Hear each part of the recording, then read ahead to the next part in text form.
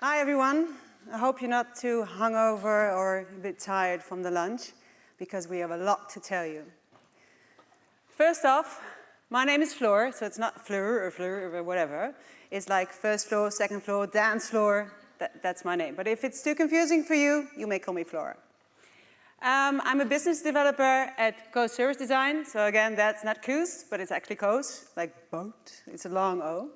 And we want to tell you about the things that we're learning now whilst we're trying to implement the beautiful designs that we have created with our customers.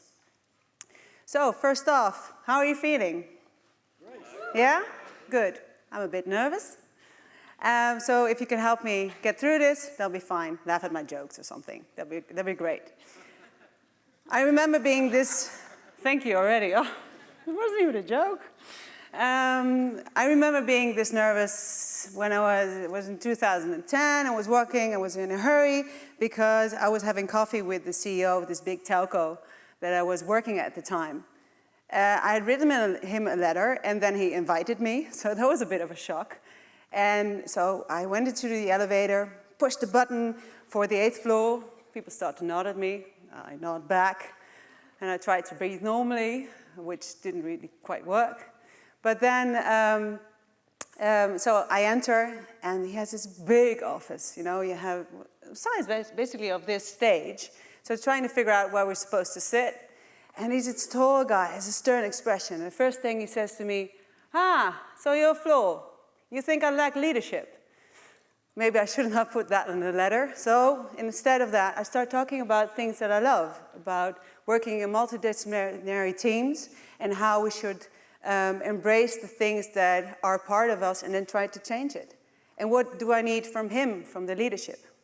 So he listens to me, he actually looks interested, but then he sighs and he says, that will never work. It will never be implemented. And I ask why? We don't have the right people. I say, but I'm also one of these people. What kind of people are we then? And he says, square. Well, fast forward to 2017. I started working for Koos, and I pick up account management. And I start talking to our customers. What did we do for you? And how is it working out for you now? Are you implementing? They say, yeah, we love the work that we did with you. It was great design. You had so much energy. We love Koos. We want to drink beer with you. We're good at that. And, but yeah, then we hit some obstacles. Oh, there it is again, implementation. So, what is going on? As service designers, we know how to do our projects. This is not new for you. First you solve the problem right, then first you solve the right problem and then solving the problem right. So what is going on? This is going to be a talk about connecting ideas and to see how we as designers, not being something else, but as designers can anticipate implementation by listening to the company culture. This is one of the symptoms that we ran into. Is this recognizable for you? Raise your hand if you think it's recognizable. Majority. Even if we have a great start, it's not so easy sticking to it. It feels almost like a summer fling. Another symptom. This can be very frustrating. There you are with your brilliant plan, and they don't take you seriously. So it feels like there's no commitment from the top, or that we're not able to connect our goals or our projects to the business goals. Another symptom. I was talking earlier actually to some people about not getting the right lingo or embracing the lingo and then making it your own and then using it for something else. Language matters.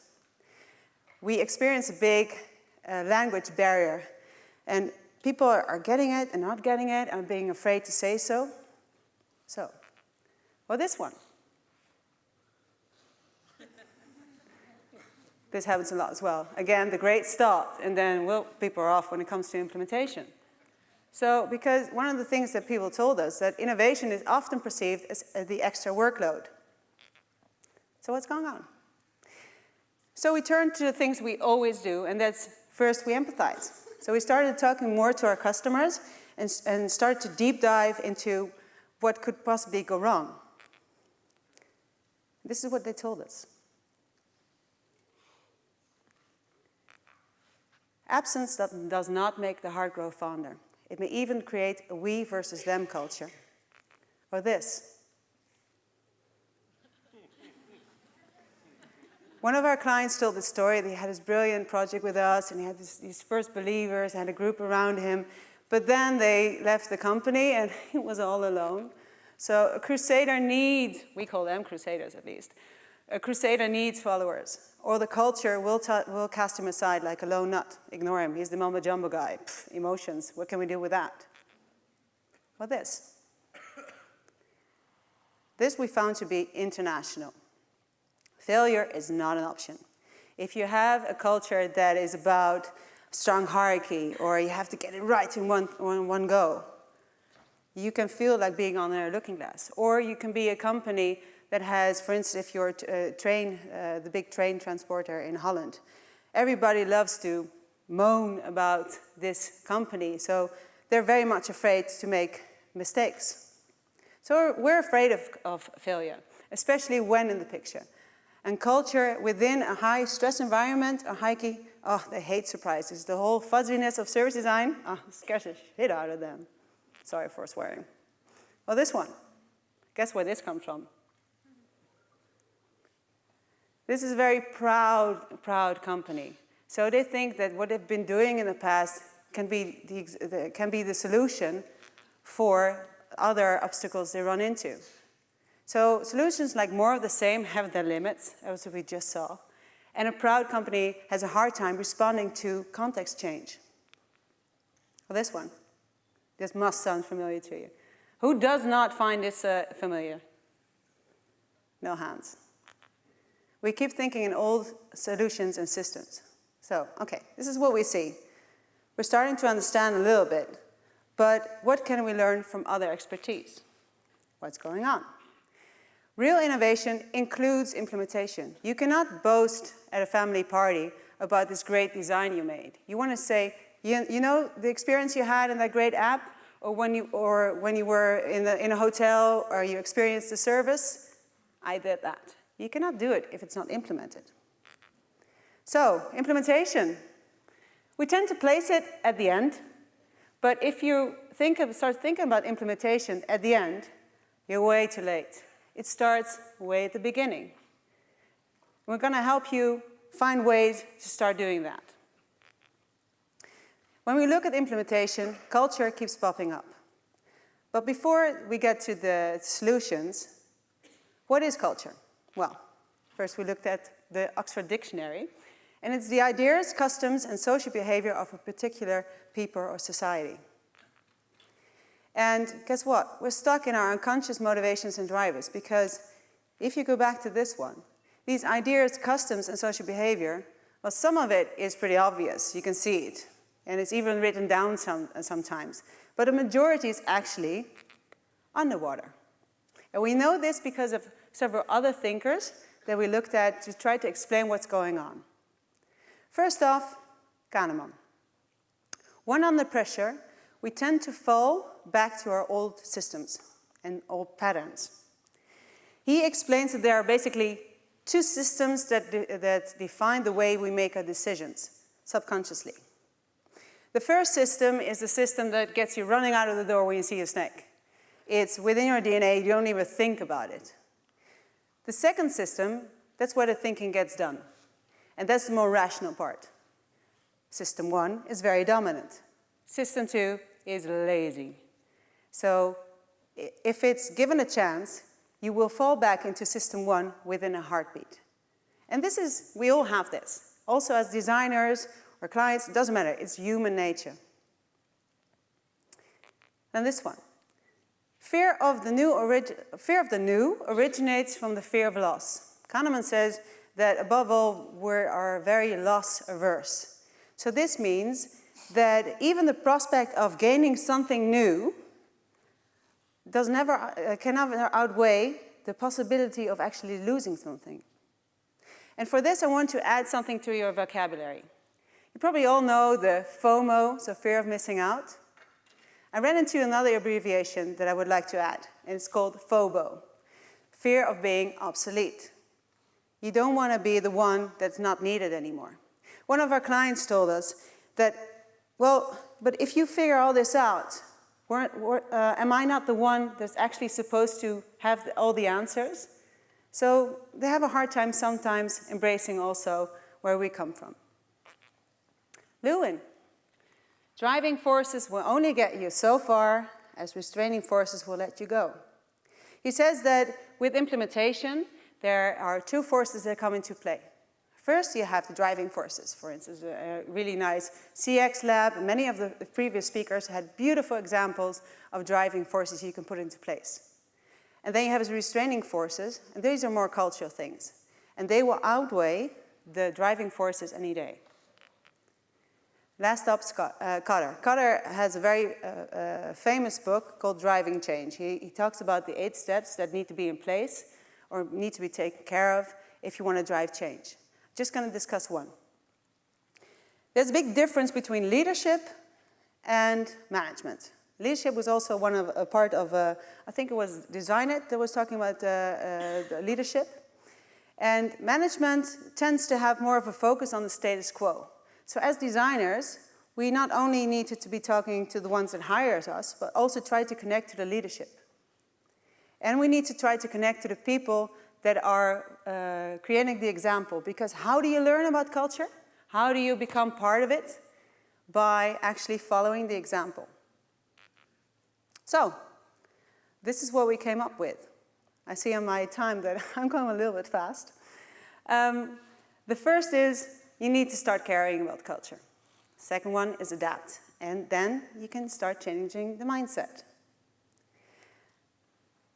We had some big discussions with the INCOs, whether we were going to embrace the C word, culture, of course.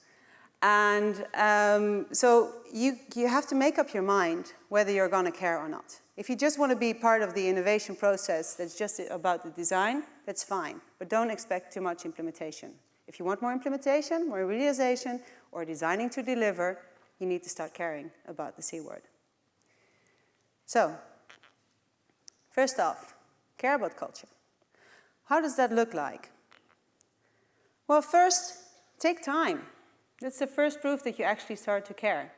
You build a relationship. You start drinking the coffee. It sounds a bit corporate to you all, but I drink a lot of coffee because, or have a beer, or at least create a context where you start building on that relationship. You want to know, you want to understand what is driving them. What are the KPIs? What are the above the line things what are their business that they have to take care of? What are the under the line or below the line KPIs that they care about? What are the do's and don'ts? What are the unwritten rules? Once you understand them, check it. Yesterday, somebody made a great argument is that we all have biases. So you have to check it. Because once you think you know it, you probably need to check it because you can have a context change or somebody else is in leadership and the whole thing you thought you knew can be changed. So, repeat. First care, understand, and check. Then, step 2. Adapt to the culture, but without becoming a part of it. I was having an interesting conversation just now over lunch. And somebody said, yes, we have a new CEO or a higher person, and she's adapting to the culture and speaking the same language, but I distrust it because maybe she's using it wrong. So we're not talking about becoming a part of it, because as designers, you have a different view at the world. And that makes you special, and that's where your added value is. But adapt to the culture without becoming a part of it. How does that look like? You can use the structures. Talk their talk, and dance their beat. First of all, use the structures. Within a big telco, I can tell you a bit more, but then off the record. Within a big telco, we connected our project to their business targets when it came to coal reduction. It had to do with a bad debt situation, which is a big headache thing for telcos. And we connected it to their business goals. Therefore, we had an entrance. And just actually 2 months ago, they told us that they actually got the goals and that they even had 14% more bills paid. So these are actual results and that they can tell to their management. And also, we created such a big fan, his name is Arjan, and that he is now helping me talk to cities that also have bad debt, or people within debt situations, and see how we can help those cities within the same, using the same techniques. Talk that talk. Be very careful with lingo. Coming from a corporate and being 10 years older than the most of my colleagues, and I'm only 39, I think I'm not that old, still you have to be careful a bit with the design lingo. I was in a conference not so long ago, and it was about design thinking. It was organized by Philips. And there was actually a person that said, oh, I stopped talking about design altogether. You don't actually need to go that far, but be careful with lingo, because you can be intimidating, but without actually trying to be. So be careful with what kind of language do you use. And also, connect with a department that knows what language is appropriate within that company. So connect with the communication department. They know the couleur locale, they know what is the appropriate jargon or lingo, and they know which channels to use so you can actually reach people. This is what we were doing, again for telco, we were doing an employee journey, and this was kind of new for them. And they were worried that they wouldn't get the right people. And we were worried that we wouldn't get enough people to do the actual interviews and to do the research. But by using the channels that people already used, we got so much exposure that our workshop, a big kickoff, was filled in no time, and we got a very diverse group. So this was great. And actually, this helped them so much for implementation because so many people were already engaged. Not everybody could get in, so you get a sort of a scarcity situation. People were talking about it at the coffee machine, and they actually had trouble keeping it into check because so many people were trying to implement it. So they were almost drowning in their own success, which is great. Dance to their beat. Now we have a story where we didn't really quite do it that well, because if you're a designer, you're bouncing around, you're happy-go-lucky, you're rock and roll into it, and then you have this client who's like a slow mambo kind of culture, you will step on their toes. You will not be dancing well together. And this happened to us with a big electrical company where we drew a beautiful toolkit. We designed it to the language, was appropriate, we did everything right, we thought. But we didn't look at what kind of dance they were doing and to what music, so we didn't follow the right pace. So once you have adapted to them and it's starting to get used to you, then you can start changing, but not be fooled. So, change the mindset. Start a movement. One of the earlier talks today was also about you have to build sort of a community. I think it was the Hives talk just earlier from Adobe. And this is very important. Your crusader, as we saw before, is often quite lonely. He can lose faith, he can lose the creative confidence as the people also around him. So give him a stage, write articles together, invite him to your own service design experience, and help them basically create that movement inwardly. And connect them together. The thing that we do a lot is we organize round tables. As I just said before, Arjan, which is this crusader at a telco, we connected him to a crusader within a city of The Hague. So they can help each other commute the story. And also because they are both so enthusiastic about it, they help each other in keeping the faith. Then also starting a movement within a big bank, we're not only training them or giving them a toolkit, but we stick around. Because to keep the confidence high, we coach them. So it's not only about, okay, here it is, here you have a toolkit, but we stick around so we can actually provide some guidance and provide some reflection along the way.